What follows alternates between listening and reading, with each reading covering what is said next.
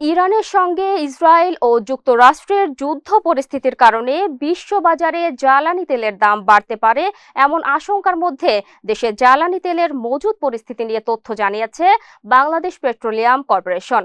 রাজধানীর কারওয়ান বাজারে কর্পোরেশনের কার্যালয়ে সাংবাদিকদের সঙ্গে আলাপকালে এ তথ্য জানান চেয়ারম্যান মোহাম্মদ রেজানুর রহমান। তিনি জানান, বৈশ্বিক পরিস্থিতি পর্যবেক্ষণে রাখা হয়েছে এবং সম্ভাব্য সংকট মোকাবেলায় বিকল্প বাজার থেকে তেল আমদানির বিষয়েও ভাবা হচ্ছে। তবে বর্তমানে দেশে যে পরিমাণ জ্বালানি তেল মজুত রয়েছে তাতে আপাতত দাম বাড়ার কোনো শঙ্কা নেই। বিপিসি চেয়ারম্যান জানান, দেশে বর্তমানে মোট 1,36,000 মেট্রিক টন জ্বালানি তেল মজুদ রয়েছে। নিরবিচ্ছিন্ন সরবরাহ নিশ্চিত করতে গতকাল পর্যন্ত 7টি জাহাজের এলসি সম্পূর্ণ হয়েছে বলেও জানান তিনি। বর্তমানে মজুদ পরিস্থিতি অনুযায়ী ডিজেল রয়েছে 14 দিনের, অকটেন 28 দিনের, পেট্রোল 15 দিনের, ফার্নেস অয়েল 93 দিনের এবং জেট ফুয়েল রয়েছে 55 দিনের মজুদ।